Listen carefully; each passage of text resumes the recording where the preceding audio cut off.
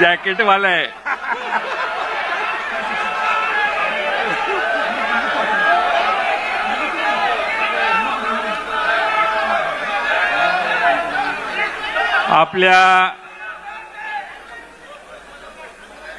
आपल्या सर्वांचं दैवत,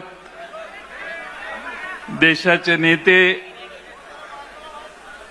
ज्यांच्या आयुष्याच्या कारकिर्दीत फार थोडक्यात मगाशी एक झलक आपल्याला दाखवण्याचा प्रयत्न एका फिल्मच्या माध्यमातून केला, ते आपल्या पक्षाचे राष्ट्रीय अध्यक्ष आदरणीय पवार साहेब, आपल्या पक्षाच्या राष्ट्रीय कार्याध्यक्षा आदरणीय सुप्रियाताई, या निमित्ताने उपस्थित असणारे पक्षाचे सर्वच मान्यवर खासदार, आमदार, व्यासपीठावरील सर्व दिग्गज नेते, मुंबई प्रदेश राष्ट्रवादीच्या अध्यक्षा राखीताई जाधव, व्यासपीठावरील सर्वच मान्यवर आणि बंधू भगिनींनो, आपल्या सर्वांना मी आजच्या 26व्या वर्धापन दिनाच्या मनापासून शुभेच्छा पहिल्यांदाच सुरुवातीलाच देतो.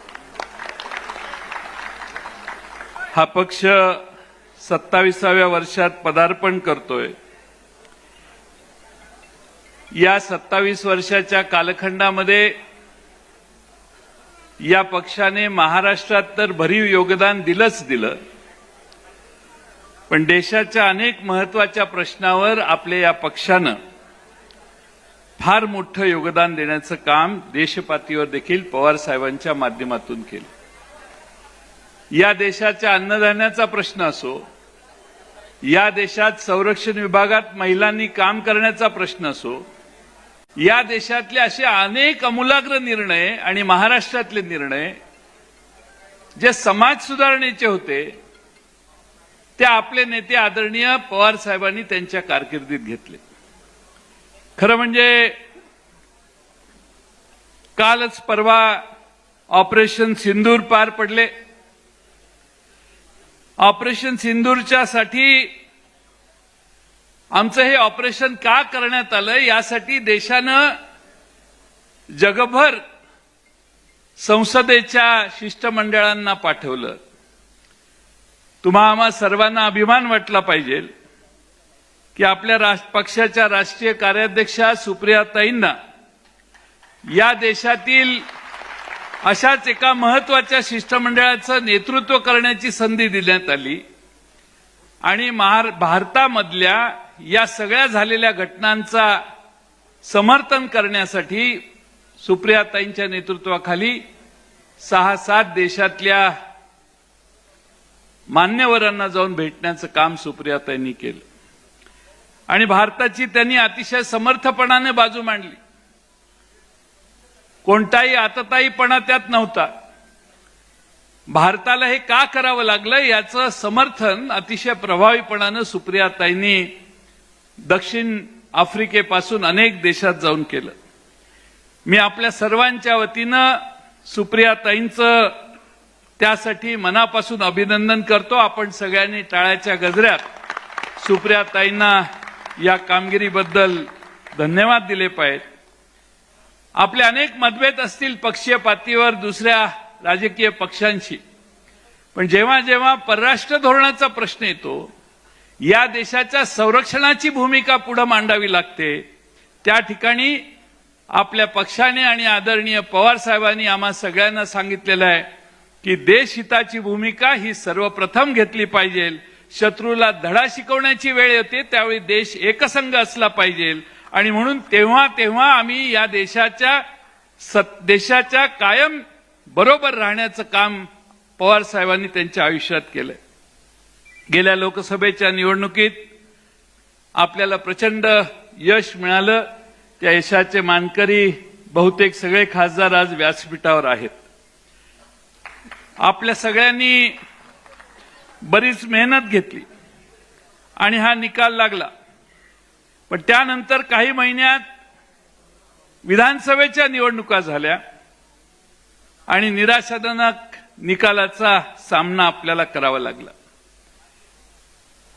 देशाच्या राजकारणात भीष्मपिता म्हणून जे नेते आजही सगळे मान्यता करतात त्यांनी महाराष्ट्र उलटा पालथा केला. महाविकास आघाडीच्या विजयाची फक्त औपचारिकताच बाकी आहे असं वाटत होतं. 11 कोटी जनतेला तो विश्वास होता, पण निकाल मात्र थोडेसे वेगळे लागले. निवडणुकीची प्रक्रिया संशयास्पद होती. अलीकडच्या काळात एक निवडणूक आयोगाच्या कामकाजाबद्दल विरोधी पक्ष नेत्यांनी देशाच्या एक पत्र लिहून बऱ्याच प्रश्नांचा खुलासा निवडणूक आयोगाला मागितलेला आहे. निवडणूक आयोग काही बोलत नाहीये, पण बाकीचेच लोक खुलासे करण्यात गुंतलेले आहेत. निवडणूक आयोगाला खुलासा करू द्या. इतरांच्या खुलाशाची या देशातल्या जनतेला अपेक्षा नाहीये, पण आहेत लोक शेवटी काही चुकचुकतं मनात, त्यावेळी माणसं स्पष्टीकरण देण्यासाठी चटकन पुढे येतात. असा काहीसा प्रकार मला महाराष्ट्रात दिसतोय.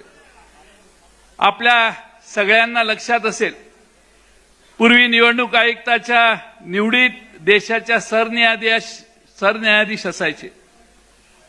कायदा बदलला, त्यांना त्या प्रक्रियेतून बाहेर काढण्यात आलं. मधल्या काळामध्ये आपण लक्षात घेतलं, 19 ते 24 मध्ये 5 वर्षामध्ये 30 लाख मतदार वाढले आणि त्यानंतरच्या 5 महिन्यात 41 लाख मतदार महाराष्ट्रात वाढले. 5 वाजेपर्यंत 58.22% मतदान होतं. दुसऱ्या दिवशी निवडणूक आयोग डेटा प्रसिद्ध करतं, त्यात 66.05% मतदान, म्हणजे 7.83% मतदान वाढले. अर्धा टक्का मतदान जरी इकडे तिकडे झालं तरी निवडणुका कशा फिरतात हे काय मी तुम्हाला सांगायची गरज नाही. लोकसभेला ज्या 85 विधानसभा मतदारसंघात महायुतीचा पराभव झालेला होता, त्या 85 मतदारसंघामध्ये मतदान जास्त भरपूर वाढलं आणि बहुतांशी त्या सर्व जागांवर महायुतीचा विजय मिळालेला आहे. एका पक्षाचा स्ट्राईक रेट 32 होता, तो एकदम 89% झाला. केंद्र सरकारला निवडणूक आयोगाला सीसीटीव्हीचं फुटेज मागितलं तर ते मिळू नये म्हणून कायद्यात नियमात बदल करण्याची व्यवस्था केली. आमचे उत्तमराव जानकर मार्कडवाडीचे बॅलेट पेपरवर मतदान करायची सारखी मागणी करत होते. त्यांच्या समर्थनासाठी जे पुढे आले त्यांना देशद्रोहाचा गुन्हा दाखल करण्यात येईल अशी धमकी देखील देण्यात आली. आज मित्रांनो, बरेच प्रश्न आपल्या सर्वांच्या समोर आहेत. या सर्व प्रश्नांमध्ये आपण 26 वर्षापूर्वी याच दिवशी 1999ला हा पक्ष स्थापन झाला. त्यावेळी शिवाजी पार्कामध्ये लाखोंचा जनसमुदाय पवार साहेबांची भूमिका ऐकण्यासाठी एकत्रित आले. 1999 पासून 2014 पर्यंत सतत पवार साहेबांचा राष्ट्रवादी काँग्रेस सत्तेत राहिला. या राज्याच्या जडणघडणीतले अनेक निर्णय सत्तेत असताना या पक्षातल्या सगळ्या धोरणांना घेण्याचं काम केलं. या 14 वर्षाच्या कालखंडात, 15 वर्षाच्या कालखंडात पक्षही अतिशय सामर्थ्यानं वाढवण्याचं काम झालं. पण 14 साल उजाडले, भाजपची सत्ता आली आणि बरीच लोक आमच्या रेल्वेतनं उतरून दुसऱ्या रेल्वेत जाऊन बसायला लागली. पण आपण सगळे पवार साहेबांच्या मागे निष्ठेनं राहिला. तुमचं कौतुक मला यासाठीच आहे की अनुकूल असो प्रतिकूल असो, मिळो अथवा न मिळो, तुम्ही सगळ्यांनी पवार साहेबांना आयुष्यभर साथ दिली. आणि म्हणून संख्येपेक्षा गुणवत्तेला महत्व राजकारणातही असतं, हे कधी मित्रांनो विसरू नका. आज खरं म्हणजे मला आठवतंय 2017 साली यवतमाळ ते नागपूर अशी हल्लाबोल यात्रा 135 किलोमीटरची पदयात्रा काढण्यात आली. सुप्रियाताई होत्या. एक दिवस सहज मी झेंडा हातात घेतला त्यावेळी मलाही ध्यानीमनी माहीत नव्हतं की या पक्षाच्या अध्यक्षपदाची संधी आपल्याला कधी मिळेल. पवार साहेबांनी आपल्या सर्वांच्या मान्यतेने ही जबाबदारी माझ्यावर दिली आणि माझ्यासाठी माझ्या आयुष्यातला तो सर्वात मोठा बहुमान होता असं मी समजतो. खरं म्हणजे आमच्यासमोर माझ्यासारख्या कार्यकर्त्यांच्या समोर आदर्श कोण? आदर्श छत्रपती शिवाजी महाराज, ज्यांनी तमाम मराठी माणसांच्या मनामध्ये स्वाभिमान आणि स्वराज्याचं बीज पेरलं. छत्रपती संभाजी महाराज, ज्यांनी प्राण सोडले पण स्वराज्याशी प्रतारणा केली नाही. अहिल्यादेवी होळकर, पुण्यश्लोक अहिल्यादेवी होळकर, ज्यांनी हर हुन्नरीने आपला राज्याचा कारभार हाकला. 12 ज्योतिर्लिंगांपेक्षा त्याच्याबरोबर अनेक देवस्थानांचा अधिक पुनर्बांधणी करण्याचं काम ज्यांनी केलं. महात्मा ज्योतिराव फुले, ज्यांनी सर्वांच्या समोर समतेचा विचार मांडला. छत्रपती राजर्षी शाहू महाराज, ज्यांनी आरक्षण दिल्याशिवाय मागे राहिलेला माणूस पुढे येणार नाही हे कृतीनं स्वतःच्या राज्यामध्ये आदर्श घालून निर्णय घेऊन पुढे करण्याचं काम त्यांनी केलं.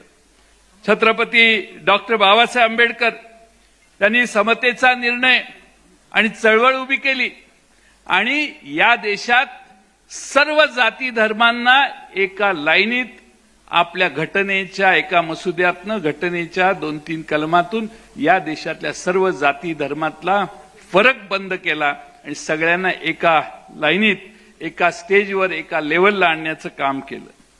खरं म्हणजे कर्मवीर भाऊराव अण्णांनी बहुजनांच्या उन्नतीसाठी काम केलं आणि स्वर्गीय यशवंतराव चव्हाण साहेबांनी या महाराष्ट्राच्या प्रगतीचा पाया घातला. ही सगळी आमची दैवत, ही आमचा आदर्श. त्या विचारानं काम करण्याचा प्रयत्न पवार साहेबांचा महाराष्ट्रातला प्रत्येक कार्यकर्ता आज करतोय. या सगळ्या काळात महाराष्ट्रात अनेक दौरे करण्याची संधी मला मिळाली. 2018च्या शेवटापर्यंत परिस्थिती फारच बदललेली होती. अनेक जण पक्ष सोडून जात होते. मी नेहमी सांगायचो, आपली लढाई सत्तारूढ पक्षाच्या बरोबर इन्कम टॅक्स, सीबीआय, ईडी, निवडणूक आयोगाच्या सोबत आहे आणि काही अंशी ते खरंही आता अलीकडच्या काळात दिसायला लागले.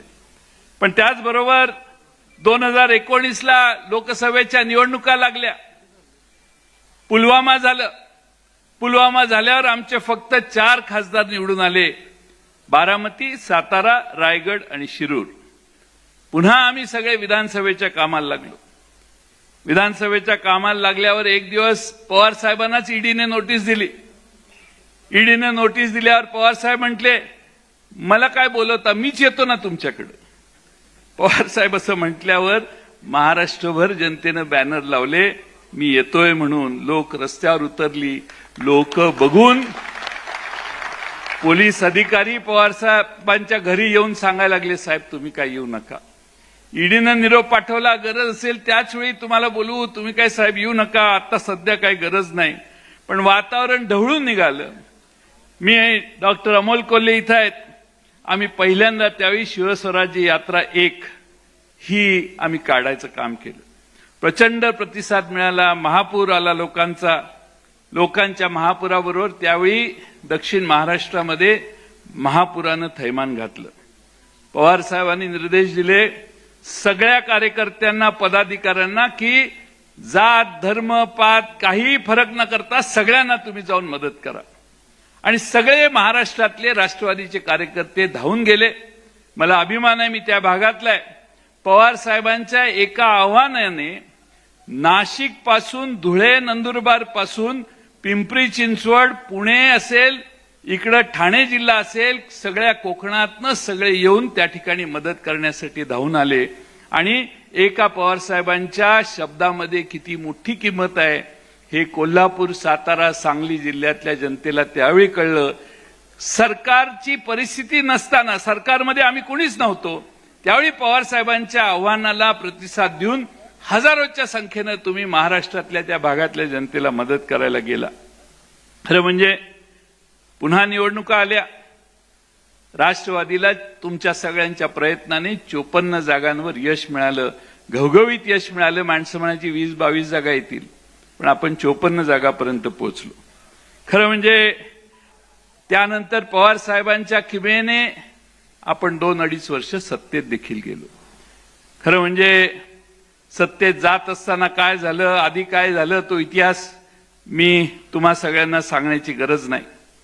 पण त्यानंतरचे निर्णय झाले, पण संघटना फुटू नये यासाठी सर्व गोष्टींचा त्याग करत, सर्व गोष्टी थोड्याशा दुर्लक्षित करत आपण सगळे एकत्रित राहण्याचा प्रयत्न केला. खरं म्हणजे सत्तेत आल्यानंतरही आम्ही कुणी शांत बसलो नाही. राष्ट्रवादी काँग्रेस पक्ष अभिप्राय असा एक नवा उपक्रम आपण कोविड आल्यावर सुरू केला. मला सांगायला आश्चर्य वाटतंय आणि अभिमानी वाटतो की महाराष्ट्रामध्ये आरोग्य मंत्री म्हणून राजेश टोपेंनी कोविडच्या काळात जे काम केलं त्याला देशातल्या कुठलाही आरोग्य मंत्री त्याची तुलना करू शकत नाही. आणि त्यामुळं घराच्या बाहेर पडता येत नव्हतं, तर मग कार्यकर्त्यांनी बसून काय करायचं म्हणून ऑनलाईन राष्ट्रवादी पक्ष अभिप्राय हा आपण अभिनव उपक्रम केला. महाराष्ट्रातनं 8 लाख कार्यकर्त्यांनी थेट पवार साहेबांना पक्ष सुधारणेच्या, पक्षात काय आवश्यक आहे काय नाही याच्या सूचना केल्या. चांद्यापासून बांद्यापर्यंत आम्ही त्या काळात देखील गेलो. आम्ही खरं म्हणजे महाराष्ट्रात परिवार संवाद यात्रा सुरू केली. परिवार संवाद यात्रा महाराष्ट्रातल्या कानाकोपऱ्यात नेण्याचं काम माझ्या सर्व फ्रंटलचे पदाधिकारी सगळे होते, त्या सगळ्यांनी मला साथ दिली आणि चांद्यापासून बांद्यापर्यंत गेलो. भाषण करायला नाही, लोकांचं गाऱ्हाणं ऐकायला, कार्यकर्ते काय म्हणतायत हे बघायला आणि पक्षाची त्या मतदारसंघातली अवस्था बघायला. खरं म्हणजे 8-9 वाजता आमचा दिवस सुरू व्हायचा. सक्सेना होती बरोबर, मेहबूब होता, अनेक प्रमुख फ्रंटलचे मान्यवर नेते आमच्याबरोबर असायचे. सकाळी 9 वाजता चाललेला दिवस पहाटे 4 वाजता देखील काही वेळा संपलेला आहे. एवढी महाराष्ट्रामध्ये कार्यकर्त्यांची अतिशय उत्साही भावना त्यावेळी आम्ही सगळ्यांनी बघितली. 1 तास राष्ट्रवादीसाठी हाही प्रयोग आपण सुरू केला. ज्यांनी हा प्रामाणिकपणाने केला त्यांना त्याचा फायदा झाला. फायदा होत असताना मधल्या काळामध्ये शेतकरी आक्रोश मोर्चा आपण सत्तेच्या बाहेर गेल्यावर आपण सुरू केला. शेतकऱ्यांचे पैसे सरकार देत नाही म्हणून शेतकरी आक्रोश ही भूमिका देखील आपण यवतमाळ, अमरावती या ठिकाणी आम्ही सगळ्यांनी मोर्चे काढले आणि लोकांच्या भावना महाराष्ट्रातल्या सरकारला पोहोचवण्याचं काम सत्तेत नसल्यामुळे आपण त्यावेळी केल्या. पक्ष फुटला. आपली भूमिका लोकांपर्यंत सांगण्याचा सगळ्यात उत्तम उपाय म्हणजे टू द पॉइंट कार्यक्रम. डॉक्टर अमोल कोल्हे बसलेले आहेत आणि पॉडकास्ट सिरीज आपण सुरू केली आणि अमोल कोल्हे यांच्यासोबतचा हा पॉडकास्ट होता. सुप्रियाताई, अनिल देशमुख, जितेंद्र आव्हाड, राजेश टोपे, मी असेन, आम्ही सगळ्यांची मुलाखत अमोल कोल्हेंनी त्यावेळी अतिशय परखडपणाने घेतली आणि सरकारच्या, आमच्या पक्षाची फूट झाल्यानंतरची आमची भूमिका जनतेपर्यंत पोहोचवण्याचं काम केलं. निष्ठावंत संवाद दौरा देखील त्यावेळी झाला. शिवस्वराज्य यात्रा 2 मागच्या विधानसभेच्या आधी आम्ही सगळ्यांनी सुरू केली आणि त्याची समारोप शेवटचा कार्यक्रम माझ्या मतदारसंघात झाला. पवारसाहेब आलेले, पाऊस धो-धो पडला, स्टेज सगळं मैदान भरलेलं, मोकळं झालं. मला धस्त झालं की आता काय खरं नाही आपलं. पण पाऊस संपल्यानंतर पुन्हा सगळं मैदान येऊन पूर्ण भरलं आणि पवार साहेबांचा शेवटचा शब्द ऐकेपर्यंत माणसं मैदानात थांबली. हा पाठिंबा पवार साहेबांना त्यांच्या आयुष्यभर जनतेनं महाराष्ट्रात दिला. लोकसभेत 8 जागा निवडून आल्या. पक्ष फुटल्यानंतर आमच्या पक्षाला घेरण्याचा प्रयत्न झाला, पण 8-72 आमचे 9च आले असते. शशिकांतही आल्यासारखाच आहे आमचा, पण 10 पैकी 8 किंवा 9 बॉर्डरला शशिकांत शिंदे, थोडक्यात आमचा पराभव ते तुतारी आणि ट्रम्पेटमुळे झाला. पण महाराष्ट्रातल्या जनतेनं पवार साहेबांचा विचार उचलून दिला आणि पवार साहेबांचं फार मोठं समर्थन आणि विकास आघाडीचं मोठं समर्थन महाराष्ट्रातल्या जनतेनं केलं. आज खरं म्हणजे या सगळ्या लोकसभा लढवत असताना अनेक फीडबॅकवर आम्ही सगळ्यांनी काम केलं. बीड, नगर, भिवंडी, वर्धा भिवंडी आणि वर्धा आपण आघाडीत मागून घेतलेली जागा मिळवून विजयी झाली पाहिजे यासाठी अट्टहासाने सगळ्यांनी काम केलं आणि समोर पैशाचा भडीमार चालू असताना देखील आपल्या सगळ्या उमेदवारांना विजयी करण्यात आपण सगळे यशस्वी झालो. खरं म्हणजे त्या काळात पवार साहेबांनी, उद्धवजी ठाकरे साहेबांनी प्रचंड मोठ्या सभा घेतल्या आणि महाविकास आघाडीला लोकांनी देखील तेवढाच मोठा प्रतिसाद दिला. खरं म्हणजे हा सगळा विजयी भाग झाला, पण त्यानंतर विधानसभा झाल्या. मी मगाशी सांगितलं आपला पराभव झाला, पण आज एवढी गर्दी पवार साहेबांच्या भोवती असायची, पक्षात असायची, की सगळ्यांनी गृहीत धरलेलं की निवडणुका हा एक सोपस्कार आहे. पण आमचे अनेक चांगले उमेदवार आमचे बऱ्याच ठिकाणी पराभूत झाले. ठीक आहे, राजकारणात पराभव चिपळूण असेल, अकोले असेल, पारनेर असेल, या ठिकाणी चिन्हाचा फटका आपल्याला बसला. अनेक ठिकाणी सिंदखेड राजा आहे, हडपसरचा मतदारसंघ आहे, बॉर्डरवर आपले पराभव झाले आणि त्यामुळं आपल्याला 288 पैकी 73 मतदारसंघाचा निकाल 5% कमी मार्जिननं लागला. त्यामध्ये बहुतेक ठिकाणी आपण पराभूत झालो, पण बॉर्डरवर आपले पराभव झाले. आपल्या खरं म्हणजे राज्याच्या मधले 2 महत्वाचे पक्ष हे सत्तारूढ पक्षाने फोडले आणि त्यामुळं काही प्रश्न आपल्याला तयार झाले. मनी आणि मसलचा किती वापर झाला हे सांगून मी तुमचा काही हे करायची गरज नाही. आमच्या आंबेगावचा उमेदवार आमचा देवदत्त हा ट्रम्पेटमुळे समोरच्या बाजूला चिन्हाच्या घोटाळ्यामुळे आमचा आंबेगावचा उमेदवार पराभूत झाला आणि त्यामुळे ह्या सगळ्यातून आम्ही आजही ठामपणाने या सभागृहातले आणि साहेब या ठिकाणी आम्ही फक्त पदाधिकाऱ्यांना निमंत्रित केले. असे हजारो कार्यकर्ते आहेत की जे आज नाराज झालेत, त्यांना निमंत्रण दिलं नाही म्हणून. मला अनेकांचे मेसेज आले, अनेकांची भूमिका माझ्यापर्यंत आली आणि लोक म्हटले आम्हाला का नाही बोलवलं.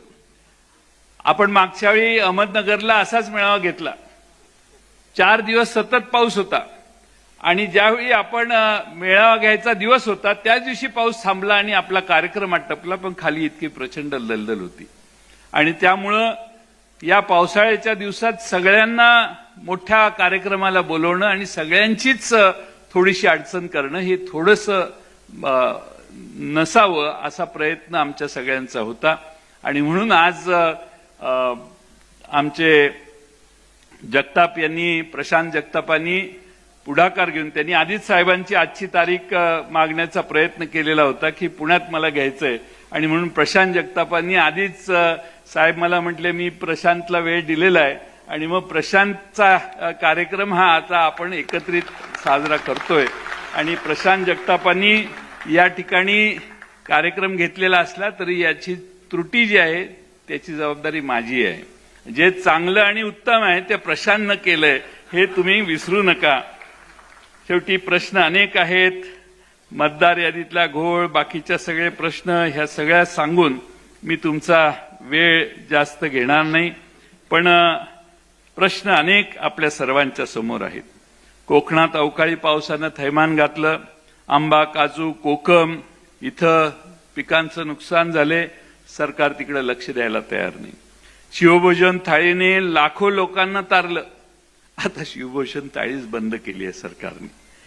विकास कामावर खर्च करायला सरकारकडे पैसे नाहीत आणि एवढ्या योजना जाहीर केलेल्या आहेत की अनाथांचं, दलितांचं, आदिवासींचे पैसे वळवण्याचं काम या सरकारकडून होते. एखाद्या मुलीला तिच्यावरचा अन्याय सहन होत नाही म्हणून तिला जीव द्यायला लागतो, तेव्हा कुठेतरी राज्यातली यंत्रणा त्याची नोंद घेते आणि दखल घेते. काल परवा धुळ्यात एक प्रकार झाला. आपल्या आमदारांचे एक कमिटी होती. आमदारांची तुमच्या संसदेच्या काही कमिट्या असतात तशा आमच्या विधिमंडळाच्याही कमिट्या असतात.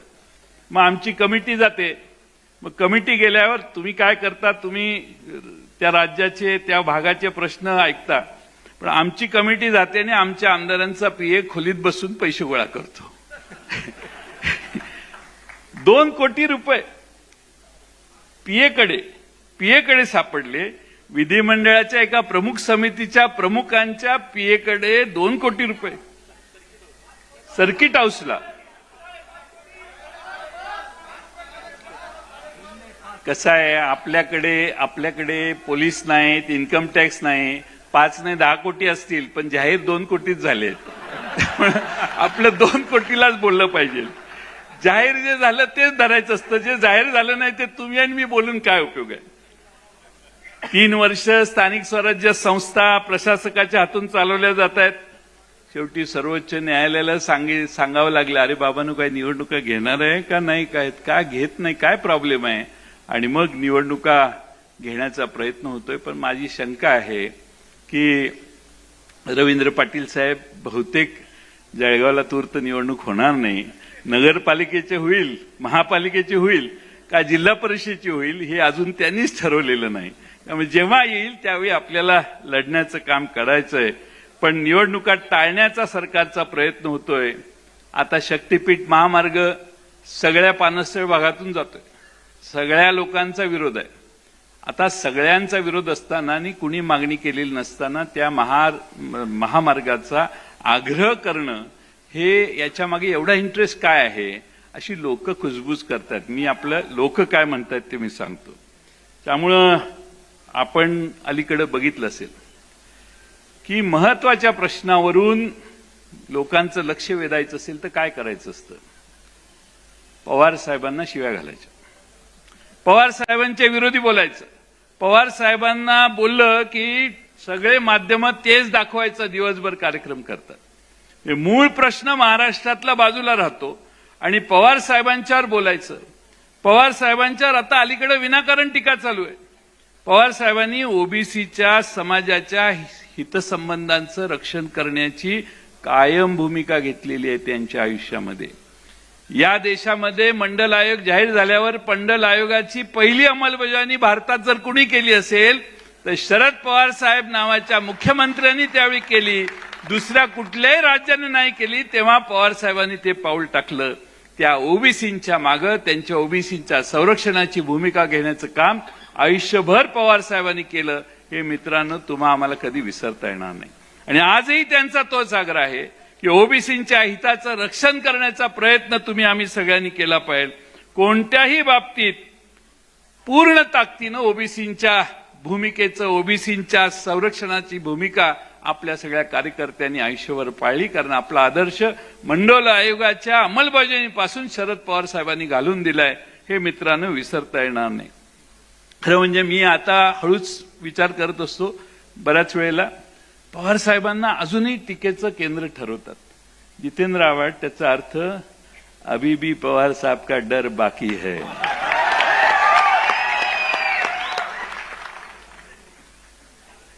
हे एका आमदाराच्या पीएचं जाऊ दे. तुम्हाला मोठी गोष्ट सांगतो. एका उच्च न्यायालयाच्या न्यायमूर्तीच्या घरी सगळं गॅरेज भरून पैसे सापडले. राव, न्यायालयाने, सर्वोच्च न्यायालयाने समिती नेमली, त्यांनी त्याला दोषी ठरला. पण त्याच्यावर एक साधा गुन्हा देखील, अजून एफआयआर देखील दाखल झालेली नाही. एवढे पैसे त्या न्यायाधीशाच्या घरी सापडले.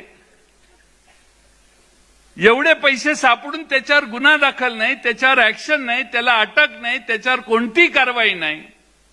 आणि म्हणून या देशामध्ये व्यवस्था कशी चालली आहे याचा अभ्यास तुम्हाला होईल असं मला वाटतंय. मित्रांनो, एकेकाळी भारतीय जनता पक्षाचे फक्त 2च खासदार निवडून आलेले होते. 2 खासदार निवडून आलेला पक्ष आज पक्ष देशातला मोठा पक्ष झालेला आहे. त्यामुळे डरो मत. आपण सगळे ताकदीनं कामाला लागलो तर या राज्याची ही लढाई आपण पुन्हा जिंकू शकतो असा मला विश्वास आहे. ही लढाई तुकाराम विरोधी नथुरामाची आहे, हे कधी विसरू नका. आम्ही तुकाराम महाराजांच्या विचाराचे आहोत. तुकाराम महाराजांनी तुकाराम महाराजांनी जितेंद्र आव्हाड आम्हाला सांगितलेलं आहे की भले तर देऊ कासेची लंगोटी, नाठाळ्याच्या माथी हानू काठी. आणि म्हणून यापुढं रस्त्यावर उतरण्याची भूमिका आहे. करू नका चर्चा एवढ्यात पराभवाची, रणात झुंजणारे आहेत अजून काही. आज मला पवार साहेबांनी बरीच संधी दिली, 7 वर्षाचा कालावधी दिला. शेवटी पक्षाने नव्या चेहऱ्यांना संधी देणं आवश्यक आहे. मी या निमित्तानं तुमच्या सर्वांच्या देखत एवढीच साहेबांना विनंती करेन. ऐकत माझं भाषण मला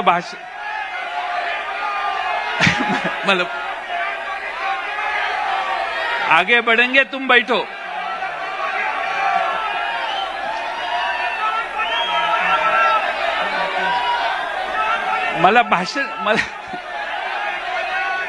तुम बैठो,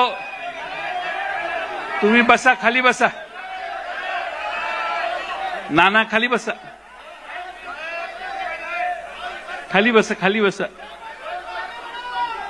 नाशिककरांनी खाली बसावं.